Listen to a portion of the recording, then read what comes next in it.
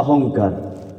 ওয়া ইন কানা আকবারা ফিল ওয়াকি', যদিও সে বাস্তবেই বড়, বুঝছেন, সে বাস্তবেই বড়, তারপরেও যদি সে নিজেকে বড় মনে করে, এইটাই অহংকার। যেমন ইবলিস শয়তান বাস্তবে বড় ছিল না, সবার নেতা লিডার, কিন্তু তারপরেও নিজেকে আদম থেকে ভালো বলার কারণে ওরে আল্লাহ ভাই করে দিয়েছেন, তুই এখান থেকে যা। কারণ অহংকার একমাত্র আল্লাহর গুণ, ঠিক কিনা? হাদিসে কুদসিতে আল্লাহ বলেন, আল কিবরিয়া ও রিদাই, অহংকার হলো আমার গুণ।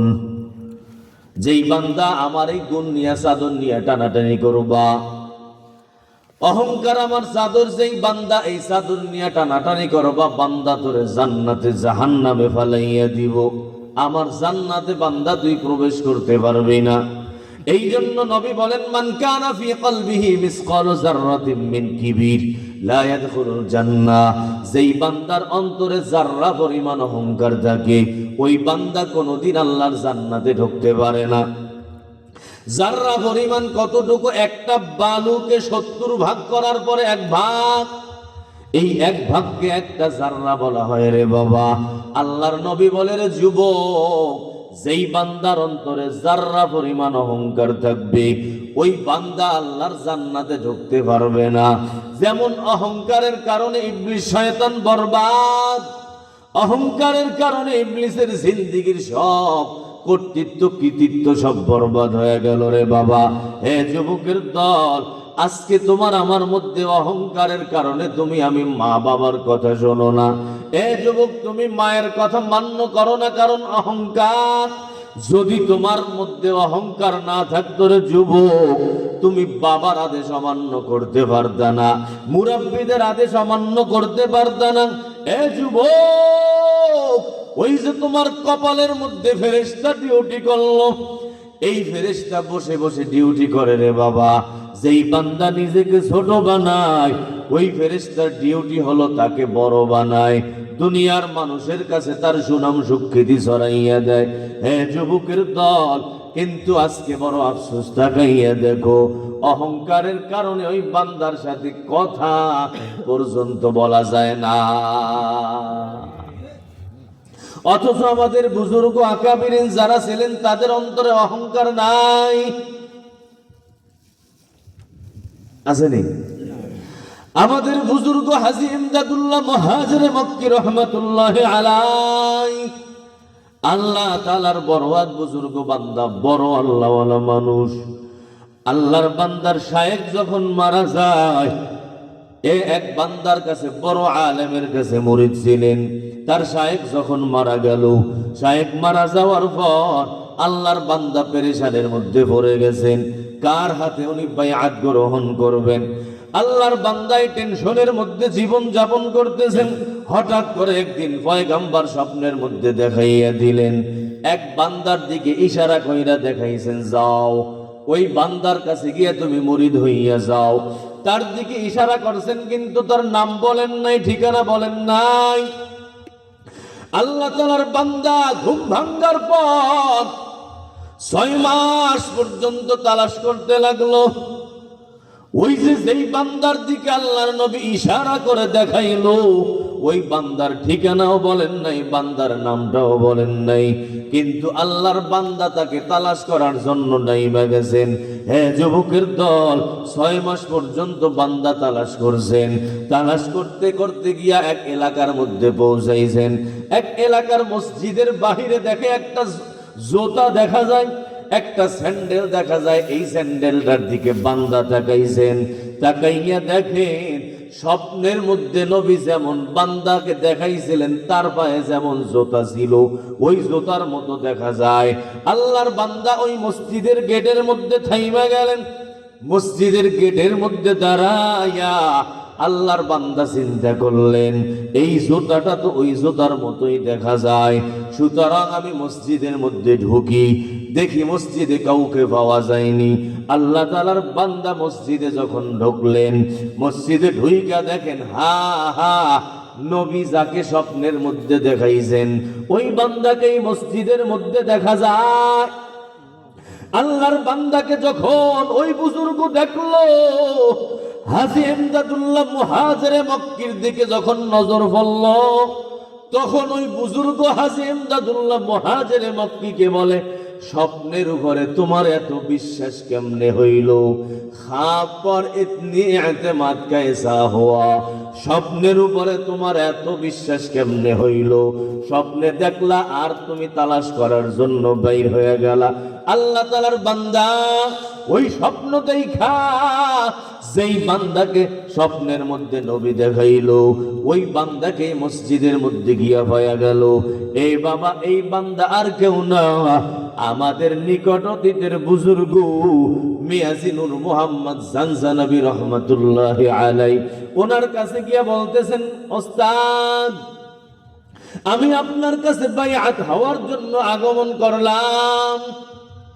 আল্লাহর বান্দা মিয়াজি নূর মুহাম্মদ জানজানবী বলেন, এ বান্দা শোনো, বাইআত হওয়া তো হলো ওই যে লোহার চানা বুট চাবানোর মতো।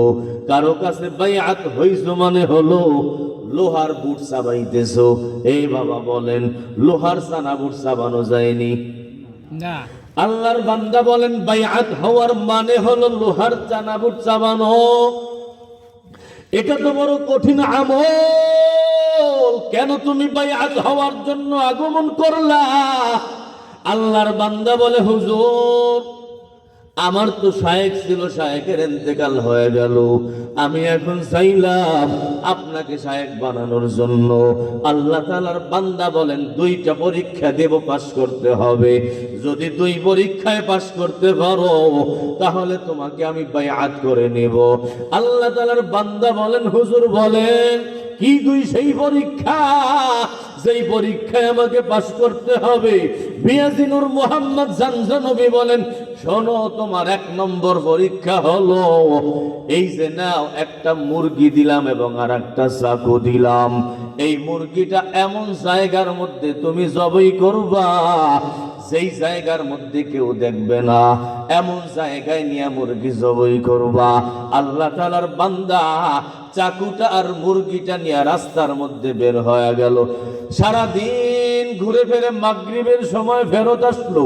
আল্লাহর বান্দা ফেরত আইসা বলে, রে হুজুর, আপনি তো বলছেন এমন জায়গায় মুরগি জবাই করার জন্য যেই জায়গার মধ্যে কেউ দেখবে না। ও আল্লাহওয়ালা, শোনেন, আমি তো এই জমিনের নিচে এমন কোন জায়গা তালাশ করে পাই নাই যেই জায়গার মধ্যে কেউ আমাকে দেখবে না। আল্লাহর বান্দা বলেন, কেন কেন তুমি জনমানবহীন এলাকার মধ্যে যাইতা, ওই জায়গায় গিয়া তুমি মুরগিটাকে জবাই করতা, কেউ তো তোমাকে দেখতো না। আল্লাহর বান্দা বলে, হুজুর, কেউ আমাকে দেখবে না ঠিক আছে, কিন্তু আমার আল্লাহ তো আমাকে দেখবে, এই জন্য আমি জবাই করতে পারি না। আপনি তো মানুষের কথা বলেন নাই, আপনি বলছেন এমন জায়গায় জবাই করবা যেই জায়গার মধ্যে কেউ দেখবে না। ও হুজুর, মানুষ নাই কিন্তু আল্লাহ আছে না নাই? এ যুবক, যেই জায়গার মধ্যে গিয়ে গুনাহ করো ওই জায়গার মধ্যে আমার আল্লাহ আছে না নাই? জোরে বলো। এ বাবা, অন্ধকার ঘরের মধ্যে দরজা লাগাইয়া গুনাহ করো রে যুবক, ওই জায়গার মধ্যে আমার আল্লাহ তাআলা তাকাইয়া থাকেন। আমার আল্লাহ তাআলা তোমাকে দেখতে পায়।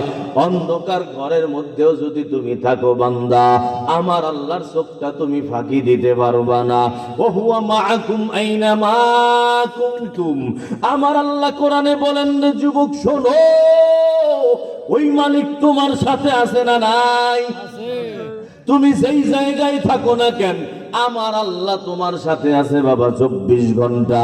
ইন্না রাব্বাকা লাবিল মিরসাদ।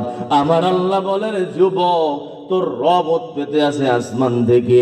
যেই জায়গায় তুমি যাও ওই জায়গার মধ্যেই তোমার রব তোমাকে দেখে। আল্লাহর নবী বলেন, আমাবর্ষা রাত্র, ওই আমাবর্ষা রাত্রের মধ্যে কালো একটা পাহাড় পাথরের উপরে একটা কালো পিপীলিকা হাঁটতে থাকে। আমার আল্লাহ তাআলা ওই কালো পিপিলিকার পায়ের আওয়াজটা পর্যন্ত শুনতে পায়। এরে যুবকের দল, আল্লাহর বান্দা বলে, হুজুর আপনি তো আমাকে বলছেন কেউ দেখবে না, কিন্তু আমি এমন কোন জায়গা পাইলাম না যেই জায়গার মধ্যে কেউ দেখবে না, আমার আল্লাহ তো আমাকে দেখবে। হুজুর বলেন, 1 নম্বর পরীক্ষায় তুমি পাস করছো এ যুবক। এরপরে বলেন, যাও তোমার 2 নম্বর পরীক্ষা। আল্লাহর বান্দা হাজী ইমদাদুল্লাহ মুহাজিরে মক্কি রহমাতুল্লাহি আলাইহি বললেন, হুজুর আপনি বলেন কি পরীক্ষা আমাকে পাস করতে হবে? আল্লাহর বান্দা বললেন, যাও এমন একটা জিনিস আনবা যেই জিনিসটা তোমার থেকে ছোট, এমন একটা জিনিস নিয়ে আসবা যেটা তোমার থেকে ছোট, তোমার থেকে নিচু, তোমার থেকে তুচ্ছ। আল্লাহ তাআলার বান্দা বের হইয়া গেল, সারা জমিন খুঁজতেছে খুঁজতেছে খুঁজতেছে, যেইটা ধরে ওইটার মধ্যেই নজর পড়ে। আল্লাহর বান্দা চিন্তা করে, হায় হায় আমি তো ছোট, আমার থেকে ছোট তো এইটা না, বরং এটা তো আমার থেকে বড়। ওই খেরকুটা নিতে যায় আর চিন্তা করে, বান্দা আমি তো খেরকুটার থেকেও খারাপ, ঠিক কিনা জোরে বলেন? কারণ খেরকুটার কোনো গুনাহ নাই। এ যুবক, ওই যে আবু বকর সিদ্দিক জান্নাতুল বাকির মধ্যে গিয়া কান্না করলো, জান্নাতুল বাকির মধ্যে গিয়া চোখের পানি ঝরায়, আর একটা খেরকুটা হাতের মধ্যে নিয়ে বলে, এ খেরকুটা তুই তো বড় ভালো, এই তোর তো জিন্দেগিতে কোনো হিসাব কিতাব নাই, আমি আবু বকর আমার তো জীবনটা বড় বরবাদ হয়ে গেল। আমাকে যদি আল্লাহ এই খেরকুটা বানাইতো তাহলে বড় ভালো হতো, কারণ ওদের কোনো হিসাব নাই, ওদের কোনো জবাবদিহিতা নাই, কিচ্ছু নাই। আমার তো জবাব দিতে হবে, না জানি জাহান্নামে যাই। এই বাবা সাহাবায়ে কেরাম এমন ভাবে কান্না করতেন আর নিজেকে ছোট মনে করতেন। ওসমানে গনি মৃত্যুর ভয়ে এত কান্না করতেন, এই বাবা কান্না করতে করতে দাড়ি ভিজা যাইত, দাড়ি ভিজা পানি ওই দাড়ি বায়া বায়া নিচে পড়তো, বুক ভিজে যাইতো। এরপরে যেই পানি জমিনের মধ্যে পড়তো, ওই চোখের পানির কারণে বাবা ওই জমিনটা পর্যন্ত কাদা কাদা হয়ে যাইতো। আল্লাহর ভয় আর মৃত্যুর ভয়ে বান্দারা এত পরিমাণ কান্নাকাটি করত। এ যুবকের দল, এই জমিনের মধ্যে কোনো জিনিস আমার থেকে ছোট নাই, ঠিক কিনা বলো? সব আমার থেকে ভালো। আল্লাহর জমিনের মধ্যে যেই কুকুরটা মালিক বানাইলো, ওই কুকুরটাও তো আমার থেকে ভালো, ঠিক কিনা বলো? কারণ কুকুর জাহান্নামে যাবে না রে যুবক, কিন্তু তুমি আমি গুনাহ করলে জাহান্নামে যাব। এ বাবারা, ওই যে জমিনের মধ্যে তাকাইয়া দেখো, সাপ বিচ্ছু বানাইলো আমার আল্লাহ তাআলা, হায়াওয়ান জানোয়ার যতগুলো বানাইলো, এই একটা হায়াওয়ান জানোয়ার বাবা বেঈমান না, ঠিক কিনা জোরে বলো? একটা গরু হিন্দু নাই, খ্রিস্টান নাই, বৌদ্ধ নাই, এ বাবা একটা মুরগিও বিধর্মী পাবা না, একটা হাঁস বিধর্মী পাওয়া যাবে না। এই জমিনের মধ্যে যত হায়াওয়ান জানোয়ার আমার আল্লাহ বানাইলো, সবগুলো ইমানদার, সবগুলো বড় ভালো। এ যুবক, তুমি আমি মুসলমান বেঈমান আছে না নাই? আজকে মানুষের ইমান নাই এমন মানুষ আছে না নাই? মানুষ বেঈমান আছে রে বাবা, হায়াওয়ান জানোয়ার একটাও বেঈমান নাই। মানুষ ইবাদত করে না, কিন্তু হায়াওয়ান জানোয়ার একটাও পাবা না যারা আল্লাহর ইবাদত করে না। আমার আল্লাহ বলেন, ওয়া মিন শাইইন ইল্লা ইউসাব্বিহু বিহামদিহি, এমন কোন জমিনে এমন কিছুই নাই যে আল্লাহ তাআলার তাসবিহ করে না, আল্লাহ তাআলার ইবাদত করে না। এই জমিনে যা কিছু আছে রে যুবক, সব কিছু মালিকের দরবারে তাসবিহ পড়ে। এই যুবক, তাকাইয়া দেখো, যেই গাছটার দিকে তুমি তাকাইলা, ওই গাছটাও তো মালিকের ইবাদত করলো রে যুবক। ও পর্দার অন্তরালের মা, তুমি যেই ঘরের মধ্যে আছো, ওই ঘরটাও তো মালিকের ইবাদত করলো, কিন্তু বাবা ও মা তুমি ইবাদত না কইরা ওই ফজরের নামাজ না পড়িরা তুমি ঘুমাইয়া থাকো। হে যুবকের দল, আল্লাহর কসম এই জমিনের মধ্যে কিছু তালাশ কইরা পাবা না যেইটা তোমার থেকে ছোট, বরং তুমি আমি ছোট, দুনিয়ার সব কিছু আল্লাহর বড়। ওই আল্লাহওয়ালা বলতেছে হুজুর, উনি তালাশ করতেছেন কোন জিনিস পাওয়া যায়, কোনটা তালাশ করে পাওয়া যায় আমার থেকে ছোট। যেইটার মধ্যে হাত লাগায় তাকাইয়া দেখে, হায় আল্লাহ এটা তো আমার থেকে ভালো। খড়কুটা ধরতে যায় গিয়া দেখে এটা আমার থেকে ভালো, গাছ ধরতে যায় দেখে এটা আমার থেকে ভালো। ওই যে একটা কুকুর বিড়াল ধরতে চায় গিয়া দেখে না না এটা তো আমার থেকে ভালো। আল্লাহ তাআলার বান্দা কিচ্ছু পায় না। ঘুরতে ঘুরতে বান্দার পা ব্যথা হয়ে গেল, হঠাৎ করে একবার নজরে পড়ল ড্রেনের মধ্যে থেকে মানুষের একটা পায়খানা চইলা যাইতেছে।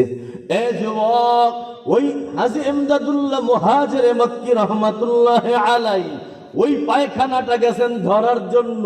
কেন উনি চিন্তা করছেন এই পায়খানাটা তো আমার থেকে খারাপ, আমি তো পায়খানার থেকে ভালো। আমাকে তো বলা হলো এমন একটা জিনিস আনবা যেইটা তোমার থেকে খারাপ। আল্লাহ তাআলার বান্দা ওই পায়খানাটা ধরতে গেছেন। হে যুবকের দল, কিন্তু আল্লাহ তাআলা সাথে সাথে ওই ময়লা পায়খানার জবান খুলে দিয়েছেন। এই পায়খানার জবান খুলে দিয়েছেন। এইটার জবান আমার আল্লাহ দিতে পারে কি পারে না? এ যুবক বলো, সব কিছুর জবান আছে, কিন্তু তুমি আমি বুঝি না। আমার মালিককে ডাকে তার নিজের জবান দিয়া, ঠিক কিনা বলো? এ যুবক, ওই পায়খানাটার জবান আমার আল্লাহ তাআলা খুলে দিয়েছেন। এই পায়খানাটা এখন ওই হাজী ইমদাদুল্লাহ মুহাজিরে মক্কি রহমাতুল্লাহি আলাইহিকে বলতেছে, এ আল্লাহর বান্দা আমাকে ধরবি না, ধরবি না, আমি তোর থেকে বড় ভালো, তুই আমার থেকে বড় খারাপ। উনি জিজ্ঞাসা করলেন, কেন রে তুমি আমার থেকে কেমনে ভালো হলা? এই পায়খানাটা তখন বলে, শোনো আমি তো ছিলাম দামি দামি খাবার, আমি ছিলাম দেশি মুরগি, আমি ছিলাম সাগরের মাছ, আমি ছিলাম কোরমা পোলাও, দামি দামি মশলা। হে মানুষ, তোরা আমারে খাইয়া আমি তোদের মধ্যে ঢোকার কারণে আমার পরিণতি আজকে এমন হইল। আমার মধ্যে ছিল ঘেরান, আজকে তোমরা আমার মধ্যে থেকে দুর্গন্ধ পাও। এই দুর্গন্ধ পাওয়ার কারণে চিন্তা করছো আমি বড় খারাপ। আজকে তোমরা আমাকে খারাপ মনে করতেছো দুর্গন্ধের কারণে। আমি তো দুর্গন্ধযুক্ত ছিলাম না, আমি ছিলাম বড় ঘেরানযুক্ত খাবার, আমি ছিলাম কোরমা পোলাও বিরিয়ানি, বড় দামি দামি খাবার। কিন্তু এ মানুষ, তোদের ফ্যাটের মধ্যে ঢোকার কারণে, তোদের সোহবতে থাইকা আমি এত খারাপ হয়ে গেলাম। ঠিক না? চিন্তা করছেন কোনদিন যে দামি জিনিসটা টাকা দিয়ে কিনছেন, দামি দামি মাছ, দামি দামি খাবার টাকা দিয়ে কিনা পকেটে ঢুকাইছেন, প্যাডে ঢুকাইছেন। আমাদের প্যাডে থাইকা এই খাবারটা কেমন পচা গান্দা হয়ে গেছে। হ্যাঁ, কল্পনা করেন। তাহলে বোঝা গেল আমাদের অহংকার কিসের? কিসের এত অহংকার? এই অহংকার থেকে বাঁচা যাবে কেমনে জানেন? 6টা আমলের ওয়াজ তো শুনি আমরা, কিন্তু ওয়াজ মুখস্থ করি না, ওয়াজ বুঝি না। খালি শুনি যে সুর ভালো হয়েছে, ওয়াজ ভাড়াই লাইছে, কি ভাড়াইছে কিছুই বুঝি মনে নাই। এ ভাই, কেমনে অহংকার যাবে? এক নম্বর চিকিৎসা হলো, আমি আমার জন্ম নিয়ে চিন্তা করব। আবু বকর সিদ্দিক রাদিয়াল্লাহু তাআলা আনহু বলেন যে মানুষের আবার অহংকার কিসের? যেই মানুষ দুইবার পেশাবের রাস্তা দিয়ে বের হইছে, ঠিক না? একবার বাবার পেশাবের রাস্তা দিয়া মনি হিসাবে, নাপাক পানি হিসাবে বের হইছে, আর একবার মায়ের পেশাবের রাস্তা দিয়ে বের হইছে। নাপাক জায়গা দিয়া যেই মানুষ বের হইল, ওই মানুষের আবার কিসের অহংকার? এর কোনো অহংকার থাকার কথা না। আমার অস্তিত্বই তো নাপাক, ঠিক না? নাপাক বীর্য দিয়ে আল্লাহ বানাইছেন, নাপাক দিয়ে আমার তৈরি, সেখানে আমার অহংকার কিসের? আমি তো খারাপ আর খারাপ, আমি এত খারাপ, আমার থেকে খারাপ কেউ নেই, ঠিক কিনা বলেন? আমার বিবি আমার থেকে ভালো, আমার সন্তান আমার থেকে ভালো, কারণ আমি এত এত গুনাহ করছি, আমার সন্তান জানে না, আমার বিবি জানে না, আমার মা বাবা আমার থেকে ভালো, আমার পাশের বাড়ি আমার থেকে ভালো। আমি খারাপ, ওনার গুনাহ আমি জানি না, আমার গুনাহ আমি জানি, ঠিক না? হ্যাঁ, আবু বকর সিদ্দিক বলেন, 1 নম্বর চিকিৎসা হলো তোমার জীবনের শুরু নিয়ে তুমি চিন্তা করবা যে তোমার জন্মটা হয়েছে নাপাক পানি দিয়া, দুইবার পেশাবের রাস্তা দিয়ে তুমি বের হইছো, কিসের তোমার এত অহংকার? এক চিকিৎসা এই মোরাকাবা। 2 নম্বর চিকিৎসা হলো যে আমরা চিন্তা করব আমার বর্তমান হালাত নিয়ে। আমার বর্তমান হালাত হলো আমার পেটের ভিতরে ময়লার ট্যাঙ্কি আছে না নেই? সেফটি ট্যাঙ্কি আছে না? এই ট্যাঙ্কি যদি বের করা হয়, গন্ধে মানুষ থাকতে পারবে? আমার আল্লাহ রহমত কইরা, দয়া কইরা তোমার এই ময়লার ট্যাঙ্কি, পেশাবের ট্যাঙ্কি, বাথরুমের ট্যাঙ্কি, আবিজাবি এইগুলো সব ঢেকে রাখছেন, মানুষ গন্ধ পায় না। খালি একটু বাতাস বাইরেলেই কত গন্ধ, তাই না? ওইগুলো আল্লাহ পেটের মধ্যে সুন্দর করে আটকায় রাখছেন, মানুষ দেখে না, দেখে তোমাকে সম্মান করে। কিন্তু যদি আল্লাহ এই ট্যাঙ্কি দুইটা বাইরে দিয়ে দিত, তাহলে কি যাইতে পারতেন মানুষের সামনে? মনে করেন একজনের অবস্থা এমন হয়েছে, ময়লার ট্যাঙ্কি বাহিরে, এই আর জীবনে এমপি হইতে পারবে, মন্ত্রী হইতে পারবে, কোন প্রিন্সিপাল, ইমাম, খতিব হইতে পারবে? কেন? কারণ ওই যে ভিতরের ময়লার ট্যাঙ্কি বাহিরে বের হয়ে গেছে, তার সব বরবাদ হয়ে গেছে। দ্বিতীয় চিকিৎসা হলো আমার বর্তমান হালাত নিয়ে আমি চিন্তা করব, আমার ভিতরে ময়লার ট্যাঙ্কি। এবং দেখেন দৈনিক কতবার আমরা নিজের হাতে নিজের ময়লা পরিষ্কার করি, ঠিক না? কিসের এত দাপট? কিসের এত দাপট যে তুমি ময়লা আবর্জনা, এমন ময়লা পরিষ্কার করো যেই ময়লা পরিষ্কার করার পরে সাবান দিয়ে তোমার হাত ধোয়া লাগে, এইটার পরে তোমার এত কিসের দাপট? 3 নম্বর চিকিৎসা হলো ওই যে কবরে যখন আমরা যাব, আমার অবস্থাটা কেমন হবে? কেমন হবে সবার হালা? একেবারে মাটির মধ্যে ঘুমায় থাকবে, কেউ আছে ওখানে বিছানা যাবে। ওই কবরে যাওয়ার পরে কোনো পরিস্থিতি না, বড় অসহায়, বড় দুর্বল শুয়ে আছে, পোকা একটা ঢুকছে মুখ দিয়া, পিছনের রাস্তা দিয়ে বের হয়ে গেছে, ঠেকাইতে পারে না, পারে?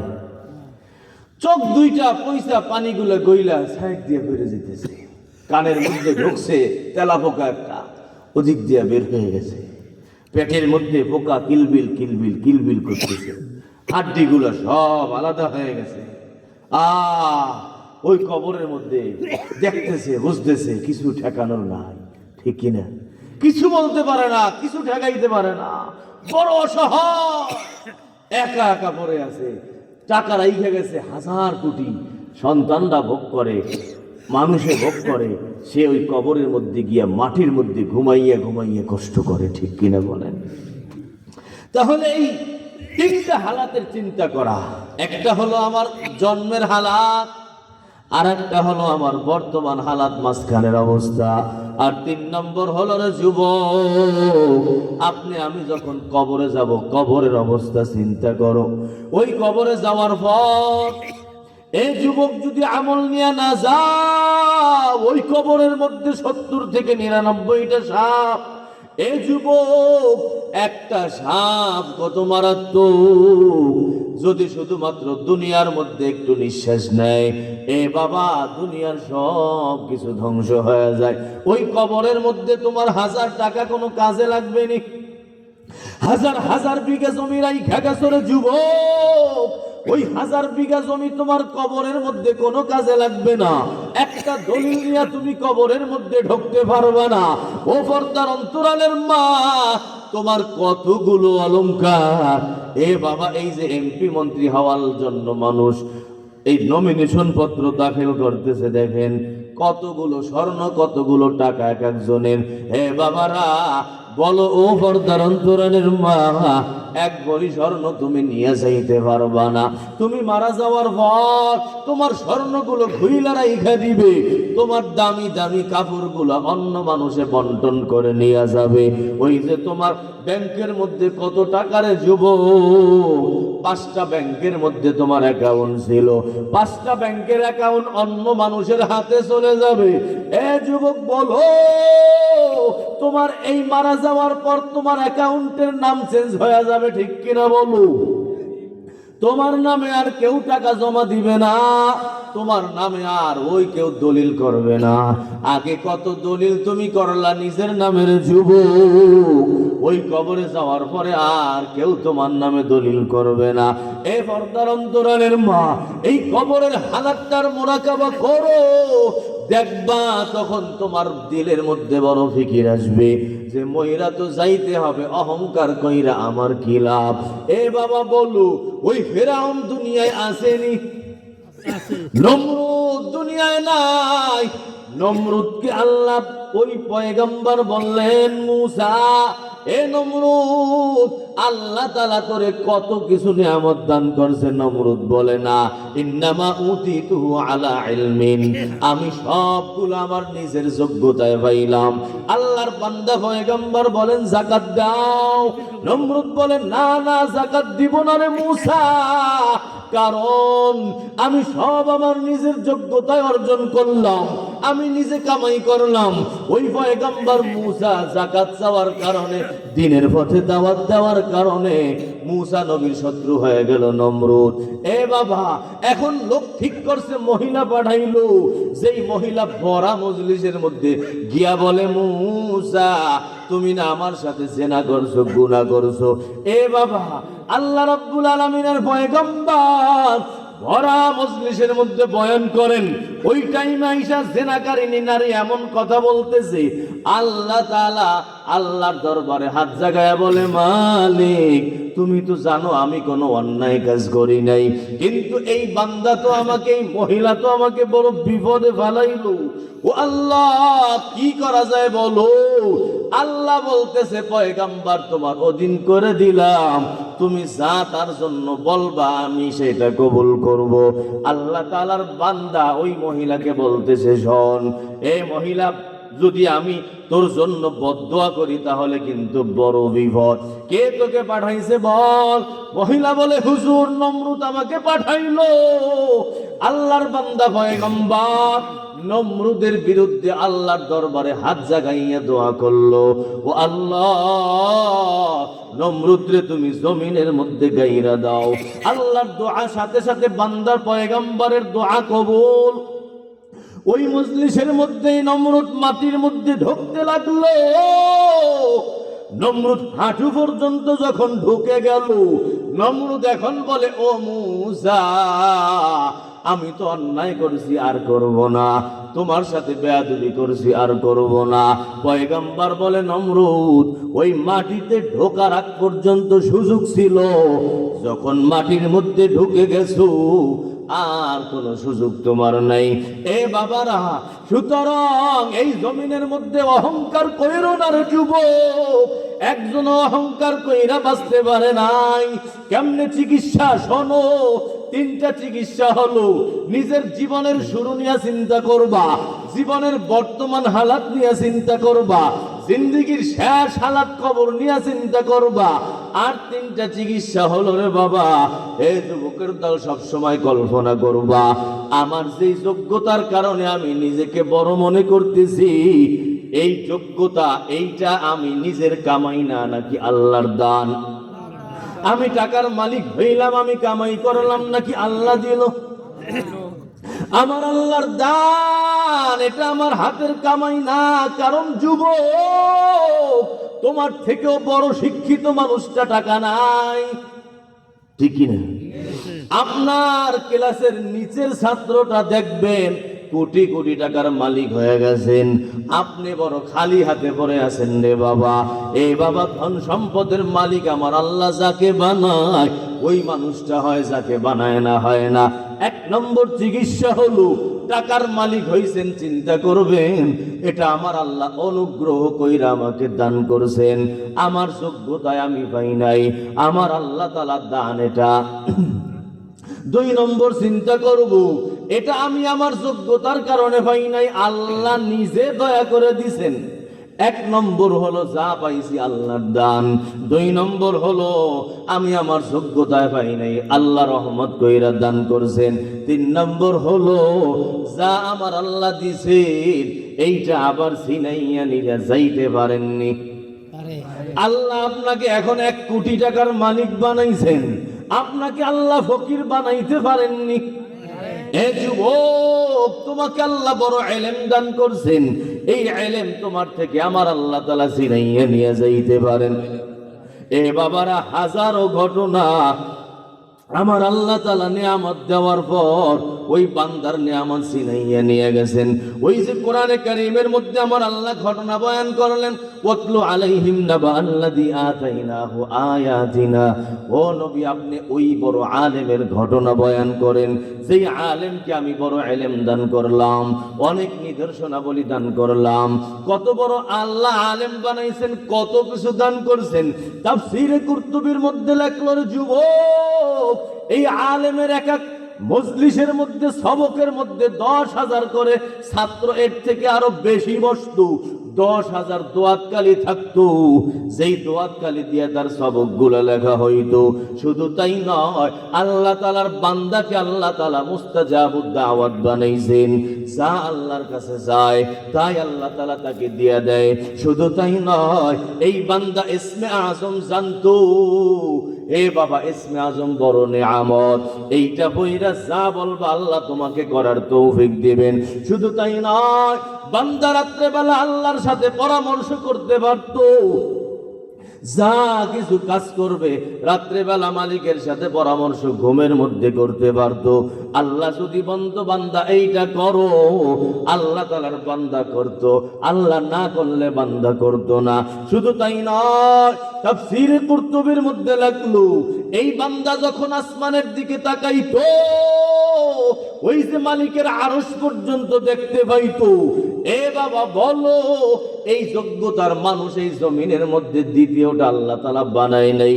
এই বান্দাকে আল্লাহ কতগুলো যোগ্যতা দিল, সব দোয়া কবুল হইতো। মুস্তাজাবুদ দাওয়া বান্দা ছিলেন, ইসমে আজম বান্দা জানতেন, আল্লাহর সাথে সরাসরি পরামর্শ করতে পারতেন। এরপরে আল্লাহর আরশ পর্যন্ত তাকাইয়া দেখতে পাইতেন। কিন্তু এই বান্দার সব ছিনাইয়া নিয়ে গেলেন। আমার আল্লাহ কোরআনে বলেন, ফানসালাখা মিনহা, বান্দা তার এই নিয়ামত থেকে বের হইয়া গেল, এই নিয়ামত হাতছাড়া হইয়া গেল। শুধু তাই নয়, কত বড় বান্দা বেঈমান হলো। আমার আল্লাহ তাআলা বলেন, ফাতবাহু শাইতান, শয়তান তাকে ইমাম বানাইয়া নিল। এই বড় আলেম শয়তানের ইমাম হয়ে গেল। এ বাবা, বলো, এই জমিনের মধ্যে কেউ শয়তানের ইমাম নাই, বরং শয়তান সবাই ইমাম। সবাইকে যেই রাস্তায় যাইতে বলে মানুষ ওই পথে যায়। ওই বিভিন্ন দেশের প্রেসিডেন্টকে যেই দিকে শয়তান যাইতে বলে, যারা অন্যায় করে সেই দিকে চলে যায়। এ বাবা, শয়তান জমিনের মধ্যে কাউকে কোনোদিন ইমাম বানায় নাই, কিন্তু এই আলেমকে ইমাম বানাইলো। এত বড় গোমরা হলো, আল্লাহ সব ছিনাইয়া নিয়ে গেল। আল্লাহর বিরুদ্ধে কিতাব লেখলো, আল্লাইসা লিল আলামি সানি', এই জমিন কেউ বানায় নাই, এই দুনিয়া কেউ বানায় নাই, এমনে এমনে দুনিয়া হইছে। হে বাবা, সেই আল্লাহ ওরে এত কিছু দিল, তারপরে বান্দা কয় জমিন কেউ বানায় নাই। এই যুবকের দল, এই বান্দার এমন হালাত হলো, পয়গম্বর মূসার বিরুদ্ধে দোয়া করলো। বনি ইসরাইলের মধ্যে সর্বপ্রথম জেনার আমল এই বান্দা চালু করলো। এর হালাতটা এমন কেন হলো? ইমাম কাসারি রহমতুল্লাহ আলাইহি কিতাবের মধ্যে লিখছেন, এক নবী আল্লাহকে জিজ্ঞেস করছেন, সাআলা নাবিয়্যুম মিনাল আম্বিয়া, এক নবী আল্লাহকে জিজ্ঞেস করছেন, আল্লাহ এই বান্দার হালাতটা এমন কেন হলো, এত নিয়ামত তুমি দান করলা কিন্তু বান্দা সবগুলো হাতছাড়া হয়ে গেল কেন? আল্লাহ তখন ওই নবীকে জবাব দেয়, রে নবী শোনো, লাম ইয়াশকুরনি ইয়াওমান মিনাল আইয়াম আলা মা আতাইতুহু, এই বান্দাকে যত নিয়ামত দিলাম বান্দা নিয়ামত পাইয়া একটা দিন আমার শুকরিয়া আদায় করে না। ওয়ালাউ শাকারানি ইয়াওমান মিনাল আইয়াম, এই বান্দা যদি মাত্র একটা দিন আমার শুকরিয়া আদায় করত, লামা সালাবতুহু কত্তু, আল্লাহ বলেন এই বান্দার নিয়ামত আমি কোনোদিন ছিনাইয়া নিতাম না। এ বাবা, যেটা বলতে চাইলাম, এক নম্বর হলো আমি যা কিছু পাইছি সব কিছু আল্লাহ তাআলার দান। দুই নম্বর হলো যা কিছু পাইছি আল্লাহ অনুগ্রহ করে দান করেছেন, আমার যোগ্যতায় আল্লাহ তাআলা দেয় নাই, নিজের অনুগ্রহে দান করেছেন। তিন নম্বর হলো যেইটা আল্লাহ দিছেন এইটা আবার আল্লাহ ছিনাইয়া নিয়ে যাইতে পারেন, ঠিক কিনা বলো? এই চিন্তা করলে দেখবার অহংকার নাই। ওই যে মিয়াজি নূর মোহাম্মদ শামসু নবী বলেন, যাও এমন কিছু একটা নিয়ে আসো যেইটা তোমার থেকে ছোট, তুমি তার থেকে বড়। বান্দা সর্বশেষ গিয়া ওই পায়খানার মধ্যে হাত লাগাইলো, ধরতে গেল, কিন্তু পায়খানা বলল, রে এ মানুষ, আমাকে কেন তুই ধরতেছোস? আমি তো তোর থেকে ভালো ছিলাম, বরং তোর পেটের মধ্যে গিয়েই তো আমার এমন খারাপ হালাত হলো। আল্লাহর বান্দা ওই পীর সাহেবের কাছে গেলেন, গিয়া বলতেছে, হুজুর, আমি এই জমিনের মধ্যে কত কিছু খুঁজলাম কিন্তু আমি তালাশ কইরা তো কিছুই পাইলাম না। লাস্টে এমন ময়লার কাছে গেলাম, ওই ময়লাটা ধরতে গেলাম, এমন এমন ঘটনা। আল্লাহ তাআলার বান্দা বলে, যুবক, তুমি পরীক্ষায় পাস করছো, বুকের মধ্যে জড়াইয়া ওই বান্দাকে তখন মুরিদ বানাইয়া নিল। হে যুবক, যেটা বলতেছিলাম, কপালের মধ্যে 9 নম্বর ফেরেশতা, এই 9 নম্বর ফেরেশতা ডিউটি করে কপালের মধ্যে। শুধু তাই নয়, এই ফেরেশতা তোমার আমার মর্যাদাটাকে বাড়াইয়া দেয় যদি অহংকার তুমি না করো। এ বাবা, অহংকার কেমনে যায় শোনো। আল্লাহর নবী বলেন, আল বাদি বিস সালাম বারিউম মিনাল কিবির, বেশি বেশি সালাম দাও, অহংকার চলে যাবে রে যুবক। ও পর্দার অন্তরালের মা, জামাই খালি মারে, জামাইরে তুমি সালাম দাও, দেখবা মায়ের বন্ধ হয়ে যাবে, ঠিক কিনা বলো? এ যুবক, স্ত্রীর সাথে ঝগড়া লাগে, বেশি বেশি সালাম দাও, ঝগড়া বন্ধ হয়ে যাবে। কারণ এটা একটা দোয়া, আল্লাহর রহমতের দোয়া, শান্তির দোয়া রে বাবা। যদি তুমি আগে সালাম দাও, তোমার অন্তরের মধ্যে অহংকার নাই। বর্তমানে এমন মানুষ আছে না নাই, ইমাম সাহেব কেন সালাম দেয় না এই সমালোচনা করে, কয় ইমাম সালাম দেয় না, বড় লোক হয়ে গেছে, আমাগোটা খায় আবার আমাগো সালাম দেয় না। এই বান্দা হাজি সাহেব, তোর জবানে কি আল্লাহ সেলাই কইরা লাগাই দিছিনি? কষ্ট পান না? এই তুমি যে বললা ইমাম সাহেব সালাম দেয় না, কেন? তুমি সালামের অপেক্ষায় থাকো, সালাম তো আগে দিতে হয়। আল্লাহর নবীর আগে বাবা কেউ সালাম দিতে পারে নাই, তুমি কি আল্লাহর নবীর থেকেও বড় হয়ে গেছো? হে যুবকের দল, যেই বান্দা আগে সালাম দেয় ওই বান্দা অহংকার থেকে মুক্ত হয়ে যায়। 9 নম্বর ফেরেশতা কপালের মধ্যে ডিউটি পালন করলো। 7 নম্বর ফেরেশতা, 8 নম্বর এবং 9 নম্বর ফেরেশতা 2 ঠোঁটের মধ্যে ডিউটি পালন করে। এ বাবা শোনো, এরা হলো হেফাজতকারী ফেরেশতা, তোমাকে আমাকে হেফাজত করলো।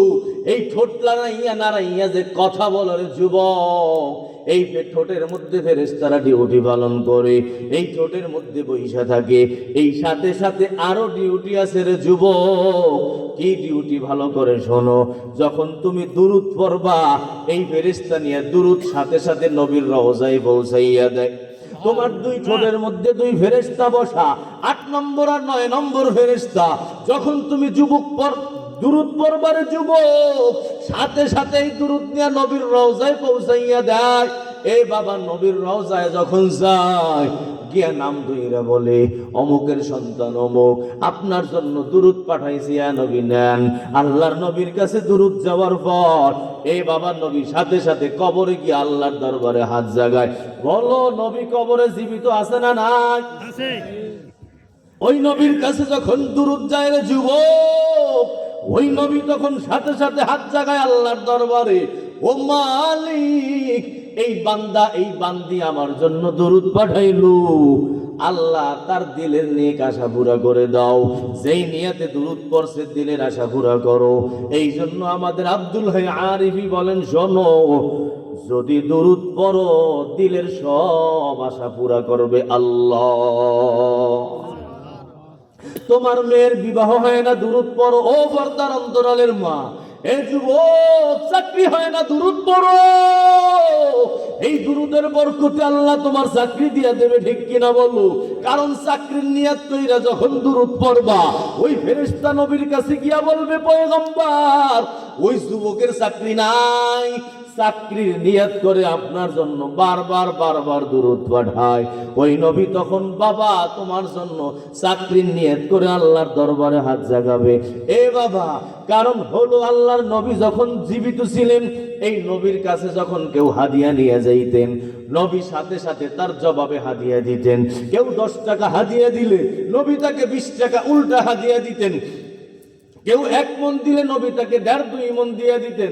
এ যুবক, একদিনও এমন হয় নাই যে নবীর কাছে কেউ হাদিয়া নিয়ে গেল আর নবী তার জবাবে হাদিয়া দেয় নাই।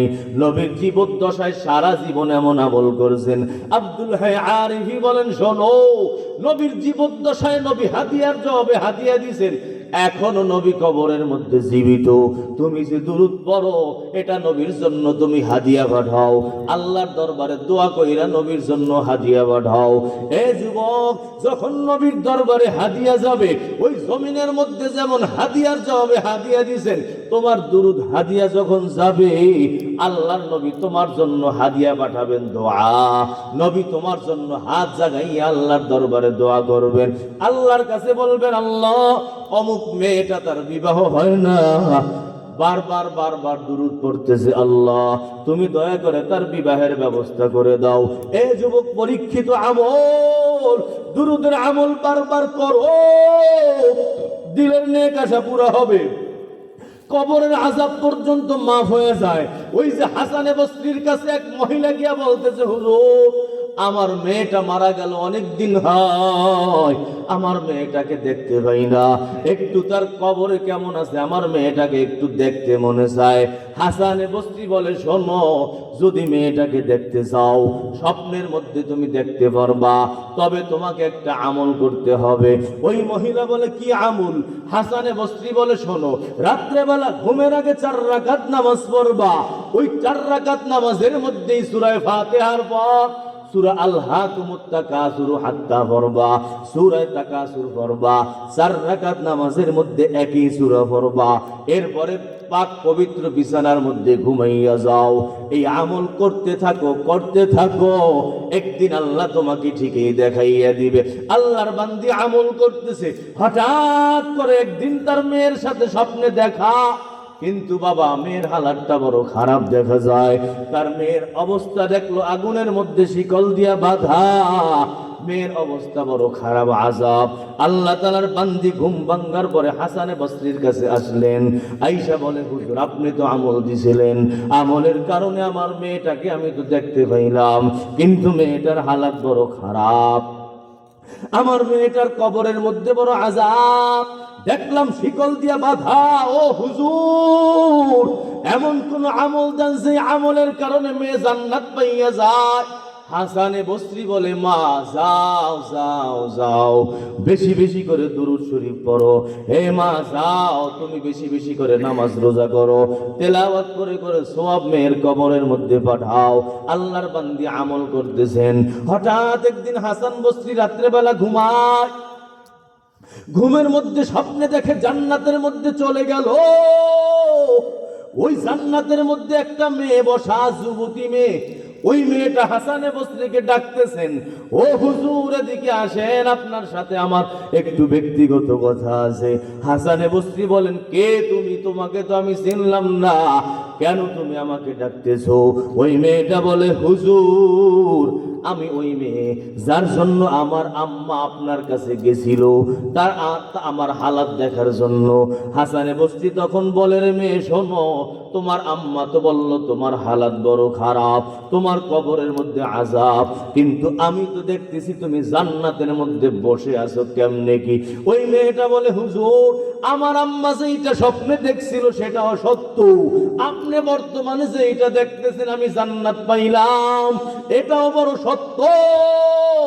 হাসানে বসরি বলেন, কেমনে নাজাত পাইলা? ওই মেয়েটা বলে, হুজুর আমরা যেই কবরস্থানের মধ্যে ঘুমানো, ওই কবরস্থানের মধ্যে একটা আল্লাহওয়ালা বুজুর্গ আসলো, আইসা এক দুরূদ শরীফ পড়ল, দুরূদ পইরা আল্লাহর দরবারে দোয়া করলো, ওনার এক দুরূদের বরকতে আমাদের ৭০,০০০ মুর্দা আল্লাহ মাফ করে দিলে। এ বাবা, এই ৯ নম্বর ৮ নম্বর ৯ নম্বর ফেরেশতা জিহ্বার মধ্যে বসে বসে ডিউটি পালন করে, আবার দুরূদ নবীর কাছে পৌঁছাইয়া দেয়। হে যুবক, যা যা দরকার বেশি বেশি দুরূদ পড়ো, দেখবা মনের আশা পুরা হয়ে যাবে। ১০ নম্বর ফেরেশতার ডিউটি কোথায়? যখন তুমি আমি ঘুমাও রাত্রেবেলা ১০ নম্বর ফেরেশতা ডিউটি করে। ও পর্দার অন্তরালের মা, ওই যে কানের পাশে পিঁপড়া দৌড়ায় কিন্তু পিঁপড়া ঢুকতে দেয় না, কে? জোরে বলো। আল্লাহ ওই ফেরেশতাদের মাধ্যমে ডিউটি করায় যুবক। ওই ফেরেশতা তোমার কানের মধ্যে পিঁপড়া ঢুকতে দেয় না, তুমি যখন ঘুমাও পুরা ঘুম ১০ নম্বর ফেরেশতা ডিউটি করে, হেফাজতকারী ফেরেশতা। এ বাবা, এদের সংখ্যা হলো দিনের বেলা ১০ জন, রাত্রের বেলা ১০ জন।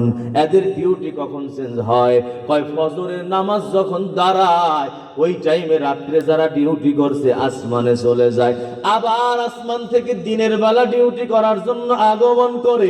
সারাদিন ডিউটি করার পর আসরের আজান যখন হয় রে যুবক, আসরের নামাজে যখন দাঁড়াও ওই টাইমে আবার ডিউটি চেঞ্জ হয়।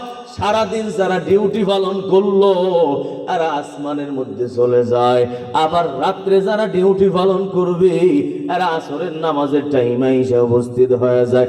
এ যুবক, এই জন্য আল্লাহর নবী বলেন, মান সাল্লাল বারদাতাইনি দাখালাল জান্নাহ, যেই বান্দা ২ নামাজ আদায় করবা, ২ ঠান্ডার নামাজ, এই বান্দা তুমি জান্নাতে চলে যাবা। এক ঠান্ডা হলো ফজর, আর এক ঠান্ডা হলো বাবা আসরের নামাজ। হে যুবকের দল, এই ২ নামাজ আদায় করলে কেন জান্নাতে যাওয়া যাবে? মুহাদ্দিসিনে কেরাম লেখেন বিভিন্ন কারণ আছে, এর মধ্যে একটা কারণ হলো এই টাইমে আল্লাহ তাআলার ফেরেশতাদের ডিউটি চেঞ্জ হয়। এই ফেরেশতা আসমানে গিয়া মালিকের কাছে বলে, আল্লাহ আল্লাহ জিজ্ঞাসা করে, আমার বান্দাকে গিয়া কেমনে পাইছো? ফেরেশতা গিয়া বলে, আল্লাহ যখন গেলাম তখনও দেখলাম নামাজ পড়ে, আবার যখন আগমন করলাম চলে আসলাম তখনও দেখলাম নামাজ পড়ে। ও আল্লাহ, বান্দা তো খালি নামাজ পড়ে নামাজ পড়ে। আল্লাহ বলে, ও ফেরেশতারা সাক্ষী থাকো, আমার এই বান্দাগুলোকে মাফ করে জান্নাত দিয়ে দিলাম। এই ২ নামাজের মধ্যে ফেরেশতা উপস্থিত হয়, এই জন্যই ২ নামাজের বড় গুরুত্ব রে যুবক। অথচ তুমি ফজরের নামাজটা পড়ো না, ঠিক কিনা? আজকে এই জায়গা অনেক মানুষ পাওয়া যাবে যারা এই ওয়াজ শুনলো অথচ ফজরের নামাজে নাই, আছে না? এ বাবা, ফজরের নামাজ হাজার ওয়াজ শোনা থেকে বড় দাম। সুতরাং যদি জান্নাত পাইতে চাও ওই নামাজ কোনোদিন বাদ দেওয়া যাবে না। আর এক কারণ হলো ফজরের নামাজ ঠান্ডা ঘুমাইতে ঘুমাইতে কাজা হয়ে যায়, আসরের নামাজ খেলাধুলায় চলে যায়, ওই টাইমেও ঠান্ডা থাকে শীতকালে। মানুষ এই ২ নামাজে বড় অবহেলা করে, এই জন্য নবী বলছেন সাবধান, এই 2 নামাজ কাজা করা যাবে না। 5 ওয়াক্ত তো অবশ্যই করতে হবে, কিন্তু বিশেষ গুরুত্ব আছে ফজরের নামাজ এবং আসরের নামাজে। বাবা 2 নম্বর গ্রুপ। 3 নম্বর গ্রুপ হলো আপনার আমার দেহের মধ্যে যেই ফেরেশতারা থাকে এরা হলো কিরামান কাতিবিন। এক ফেরেশতা ডানে আর এক ফেরেশতা বামে। এই 2 ফেরেশতা আপনার আমার জিন্দেগীর সব আমলগুলো লেখে। নেকের কাজ করবার ডানের ফেরেশতা লেখে, গুনাহের কাজ করবার যুবক বামের ফেরেশতা লেখে। তবে শোনো, গুনাহ করার সাথে সাথে ফেরেশতা গুনাহ লেখে না। নেকের কাজ করার নিয়ত সাথে করার সাথে সাথে একটা নেকি লেখা ফেলায়, আর নেকের কাজ করলে সাথে সাথে আরো নেকি লিখতে থাকে। কিন্তু বান্দা গুনাহের নিয়ত করছে, ফেরেশতা লেখে না। বান্দা গুনাহ কইরা ফেলাইছে, তাও ফেরেশতা লেখে না, বরং ডান কাদের ফেরেশতার কাছে অনুমতি চায়। ও আমির সাহেব, আপনি বলেন এই বান্দা তো একটা গুনাহ করেছে, গুনাহ লিখবনি। ডান কাদের ফেরেশতা হলো আমির। এই ফেরেশতা তখন বলে, রে ফেরেশতা, গুনাহ এখন লেখা লাভ নাই, অপেক্ষা করো 1 ঘন্টা। যদি বান্দা তওবা করে তাহলে তো মুছে ফেলতে হবে, সুতরাং এখন লেখা কোনো লাভ নাই। আল্লাহ তাআলার বান্দা ফেরেশতা গুনাহ লেখে না। আরো 1 ঘন্টা যখন যায়, ওই ফেরেশতার কাছে অনুমতি চায়। আরো তো 1 ঘন্টা চলে গেল, এখনো তওবা করে নাই। কয় আর 1 ঘন্টা সুযোগ দাও। বাবা 3-4 বার সুযোগ দেওয়া হয়। এরপরও যদি তওবা না করো রে যুবক, তোমার আমল নামায় গুনাহগুলো লেখা হয়। এই 3টা ফেরেশতার গ্রুপ আমাদের সাথে 24 ঘন্টা ডিউটি করলো। যুবক, এরা তোমার আমার আমল নামার সাক্ষী হয়ে যায়।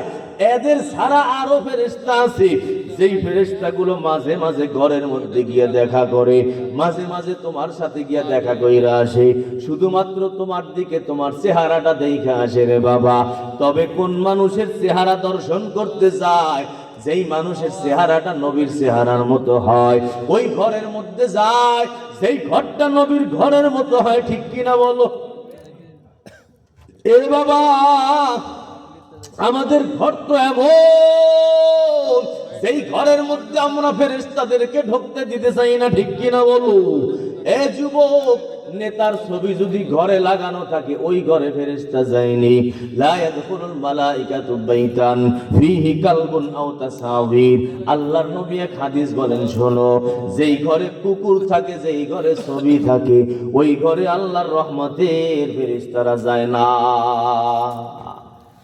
সুতরাং এতগুলো ফেরেশতা ডিউটি করে, আর ঘরের মধ্যে যদি গুনাহ থাকে, এই ফেরেশতা যাবে ঘরে, ডিউটি করবে। আল্লাহ তাআলা কত হাজার ইন্তজাম আমাদের জন্য করে রাখছেন, আমাদের মঙ্গলের জন্য, আমাদের ভালোর জন্য। বান্দা যাতে জান্নাতে যাইতে পারে, বান্দা যাতে জাহান্নামে না যায়, বান্দা যাতে গুনাহ না করে, হাজারো ভাবে আল্লাহ চেষ্টা করে রাখছেন যে বান্দা, আমি নিজে বানাইলাম, কেন তোদেরকে আমি জাহান্নামে ফেলাবো? মা ইয়াফআলুল্লাহু বিআযাবিকুম ইন শাকারতুম ওয়া আমানতুম। আল্লাহ বলে, বান্দা, তোদেরকে আযাব দিয়ে আল্লাহর কি লাভ? তাই না? লাভ আছে? মানুষ যদি সব জাহান্নামে দেয়, আল্লাহর কি লাভ হবে? সব জান্নাতে দিলে লস হবে? কিচ্ছু না। আল্লাহ চায় সবাই জান্নাত দিতে। আল্লাহ বলছে কি করবা? শুকরিয়া আদায় করবা আর ঈমান আনবা। ঈমান যাতে নষ্ট না হয়ে যায়, এমন কোনো কাজ করবা না যার দ্বারা তোমার ঈমান বরবাদ হয়ে যায়। কারণ ঈমান বরবাদ হইলে হাজার নামাজ পড়ার দ্বারা লাভ নাই। শয়তান এই জন্য আগে চেষ্টা করে ঈমানটা নেওয়ার লাইগা।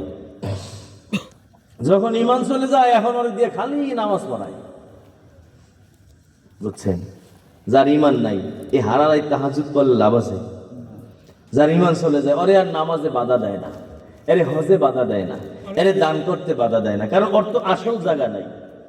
ওর আসল যে জিনিস ইবাদত জমা হবে, ঈমান, ওইটাই তো নেই। নামাজ পড়তে থাকে, সব করতে থাকে, মনে হয় যেন সে জান্নাতে চলে যাবে, কিন্তু মগার তার তো আসল জিনিস নাই। এই জন্য নবী বলেন, ইন্নার রাজুলা লা ইয়ামালু আমালা আহলিল জান্নাহ ফীমা ইয়াবদু লিন-নাস।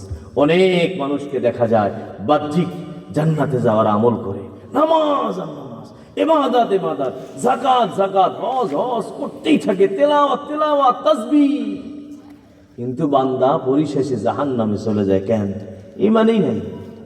ইমানই নাই, এমন এক কথা বলছে যার দ্বারা ইমান চলে গেছে, এমন এক কাজ করছে যার দ্বারা ইমান চলে গেছে, এমন এক নাস্তিক মুরতাদদের পক্ষে গেছে যার দ্বারা ইমান চলে গেছে। ঠিক কিনা? হালালকে যদি কেউ হারাম মনে করে ইমান থাকবে, আবার হারামকে যদি কেউ হালাল মনে করে ইমান থাকবে। মনে করেন হুজুর সুদের বিরুদ্ধে ওয়াজ করছে, এখন আপনি শিখতে গেছেন, এই ওয়াজ কেন করলো, ইমান থাকবে? আল্লাহ পরিষ্কার হারাম। ঘুষের বিরুদ্ধে ওয়াজ করছে, আপনি কোন যে আমি ঘুষ খাই, আপনি কেমনে জানলেন? এই যে ওয়াজ হই না, আপনি রাগ হয়ে গেছেন, আপনার ইমানে গরমিল ভাই, এটা তো পরিষ্কার হারাম। আপনি তার সাথে ঝগড়া করতেছেন, রাগ করতেছেন, মানে আপনি এটাকে হালাল মনে করতেছেন। যে কোরআনে আল্লাহ কইছে তুমি কেন হেন ওয়াজ করবা? ঠিক কিনা? রাগ করেননি? রাগ করেন। এইভাবে আমাদের ইমান নষ্ট হয়ে যায়, এইভাবে ইমান বরবাদ হয়ে যায়। যখন মানুষের ইমান চলে যায় তখন ওই শয়তান আর ইবাদতে বাধা দেয় না, তখন ইবাদত করে করে করে কিন্তু কোনো লাভ নাই। আবার অনেক সময় এমন হয় নাফরমান মানুষটা, ওয়াইন্নার রাজুলা লা ইয়ামালু আমালা আহলিন নার ফিমা ইয়াবদু লিন-নাস, মানুষ দেখে যে বড় খারাপ, কিন্তু ওয়াইন্নাহু মিন আহলিল জান্নাহ, সমাপ্তিতে সে জান্নাতে চলে যায়। ওয়াইন্নামাল আমালু বিল খাওয়াতিম, রাসূল বলেন সব কিছু নির্ভর করে পরিসমাপ্তির উপরে। তোমার শেষ যদি ভালো হয় বাস জান্নাতে চলে যাবা, আর শেষ যদি খারাপ হয়ে যায় তাহলে জাহান্নামে চলে যাইতে হবে। আল্লাহ তাআলা আপনাকে আমাকে মূল যেই কথা বললাম, অহংকারের বিষয়টা হলো মূল। এটা বলতে গিয়া আমি বললাম যে ফেরেশতারা আমাদের সাথে ডিউটি করে, এবং অহংকার কি জিনিস, যদি কেউ বাস্তবেও বড় হয়, সে নিজেকে বড় মনে করা, এটাই অহংকার। আইয়ারা শাখসু নাফসাহু আকবারা মিন গায়রিহি ওয়া ইন কানা আকবারা ফিল ওয়াকি', বাস্তবেও বড় কিন্তু সে নিজেকে বড় মনে করতে পারবে না। আল্লাহ বড় বানাইছে, ঠিক কিনা? অহংকার দূর হবে কেমনে? 6টা আমলের দ্বারা। নিজের জীবনের প্রথম নিয়ে কল্পনা করা, মাঝখান নিয়ে কল্পনা করা, শেষ নিয়ে কল্পনা করা, এবং যা আমি পাইছি যেই নিয়ামত, আল্লাহ ক্ষমতা দিছেন নিয়ামত, দাপট দিছেন নিয়ামত, মানুষ সম্মান করে নিয়ামত, এটা কি আল্লাহর দান? দান। 2 নম্বর হলো দান করছেন আবার যোগ্যতায় না, আল্লাহর রহমতে। 3 নম্বর হলো দিছেন আবার নিয়ে যেতে পারেন। এখন এমপি বানাইছেন, আবার কয়দিন পর জেলখানার মধ্যে ঢুকাইতে পারেন, ঠিক কিনা? সব আল্লাহর হাতে। এই জন্য কখনোই অহংকার করা যাবে না, কারণ অহংকার যে করবে সে জান্নাতে যাবে না, যাবে না, যাবে না। ইবলিস অহংকারের কারণে জান্নাত থেকে বের হয়ে গেছে। তাহলে যেই বান্দা অহংকার করবে, যেই বান্দি অহংকার করবে, যাররা পরিমাণ অহংকার দিলে থাকবে, ও আল্লাহর জান্নাতে ঢুকবে না। এই জন্য ভাই, যদি আমল কবুল করাইতে চাই আর জান্নাত পাইতে চাই, আল ঈমান বাইনাল খাউফি ওয়ার রাজা, ভয় এবং আশা। আল্লাহ নামাজ পড়ি, না জানি কবুল হয় কি হয় না হয়।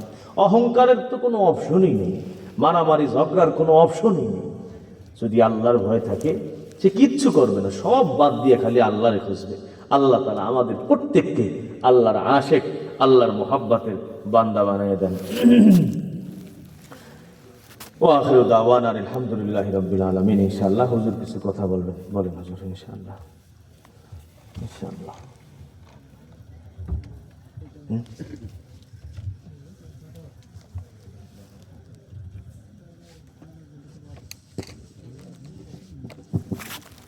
আলহামদুলিল্লাহ, হুজুরে যে বিষয়ে আলোচনা করছে, খুব সুন্দর চমৎকার আলোচনা করছে ফেরেশতাদেরকে নিয়ে। আমাদের প্রতিটি কথার উপর আমল করার তৌফিক দান করুন। আমাদের এই মাহফিলের আয়োজন অনেক টাকা ব্যয়বহুল খরচ হয়েছে, অনেক জায়গা থেকে অনেক টাকা প্রেরণ করছেন, আপনাদের কাছে দোয়া চেয়েছে। প্রবাস থেকে অনেকে দোয়া চেয়েছে তাদের পিতা মাতার জন্য। হুজুরের কাছে দরখাস্ত থাকবে, অনেকেই প্রবাস থেকে টাকা পাঠাইছে এবং আল্লাহর এক বান্দি বড় একটা স্কুলে কলেজে চান্স পেয়েছেন, সেও টাকা দিয়েছে, দোয়া চেয়েছে। এলাকার যত কবরবাসী রয়েছে তাদের জন্য দোয়া করবেন, এলাকার যত যুবক ভাইরা রয়েছে তাদের জন্য দোয়া করবেন। এলাকার যত মানুষ অনেকে অসুস্থ আছে তাদের জন্য দোয়ার দরখাস্ত, এবং এলাকার যত প্রকার যে সমস্যা রয়েছে তাও সেই বিষয়ে দোয়ার জন্য দরখাস্ত থাকবে। আমাদের মসজিদের জন্য দোয়া করবেন। আর এখনই হুজুরে মোনাজাত করবে, তার আগে আমরা একটু লাইনগুলো সারিবদ্ধ হয়ে বসে যাই। তাবারক আছে, আমরা একটু সারিবদ্ধ হয়ে বসে যাই, তারপরে মোনাজাত হবে, তার মধ্যে তাবারক দেওয়া হবে। একটু সারিবদ্ধ হয়ে বসে যাই। শেষ করলাম না